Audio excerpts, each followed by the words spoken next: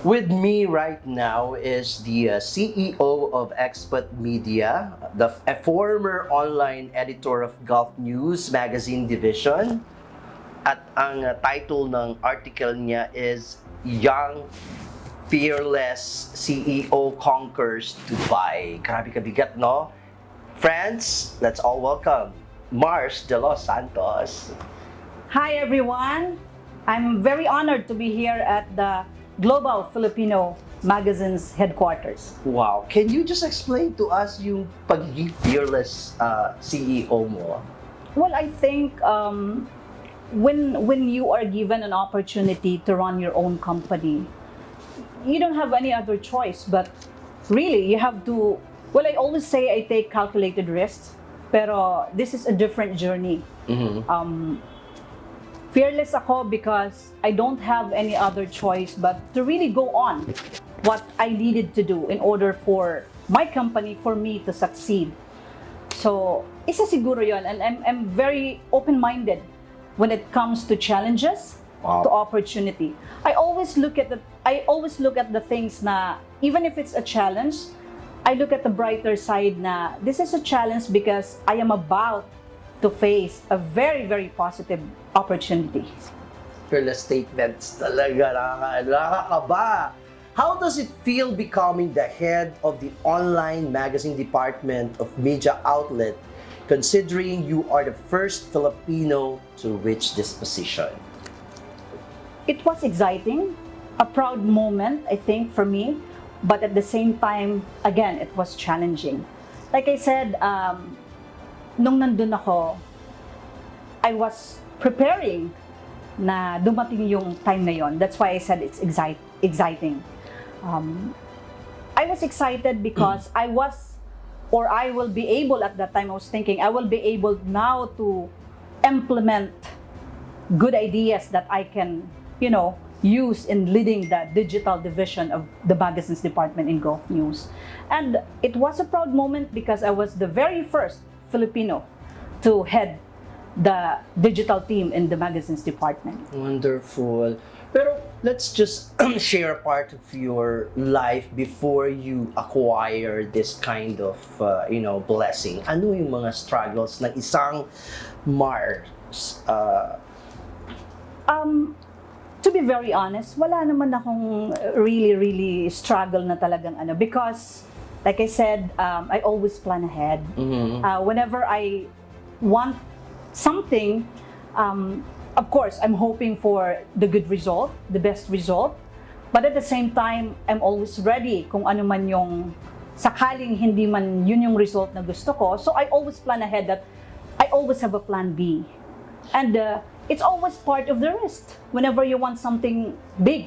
So it means to say, based from your narrative now, perfectionist ka. I should say yes. I plan ahead kahit sa career ko. Believe it or not, when I entered Gulf News, I planned everything. I started as proofreader sa ganitong department, and I was thinking that kung ano man yung mga first na ilo-launch nilang products or services, I should be part of it. If I am not going to lead the launch, I should be at least one of the pioneers. Hanggang sa, at the back of my head, I have my end goal in Gulf News kung saan talaga yung gusto kong division na mapunta. But I always envision na this department, na-imagine ko yung sarili ko that I will be walking on this floor as the editor. Oh my galing. So paano on the side of your staff, your co-workers, how do they deal with you? Paano sila, di ba sila nagkakamera ng takot, ng kaba when dealing with someone who is perfectionist like you?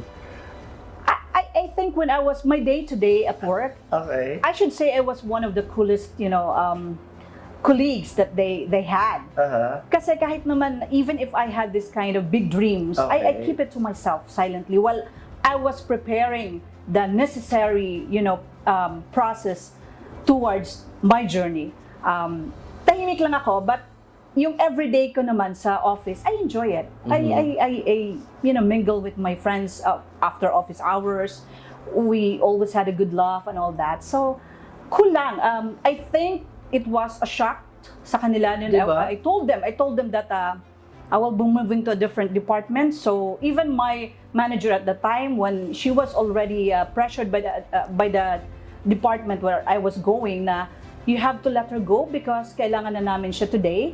And my manager was like, we have to have a meeting right now. You have to delegate your task to your colleagues. And I told her, it has been delegated a month ago. How? Wow. I've already identified and chosen the right people who will, do the task that I was given by you at the time. So, Having said all these wonderful, things, what else do you want to achieve? of course, I want my company, Expat Media, to be successful. A big empire. It's a big dream, but it's going to be a big help for the children. Yun talaga yung the children who are unable to get a good education, but deserving. One day, when Expat Media is capable enough to support, I would like to put up a foundation focusing on scholarship grants. Wow. Kasi gusto kong mabago yung mga buhay ng mga kabataan na deserving. Because I believe if it would change their life, their fate, domino effect yun. They will be a good, citizen in their own communities. So what advice can you give to the new generation who is also targeting the same industry? Well, when you are starting kahit anong klase ng career or any kind of business, don't hesitate to take up the challenge because it's always there.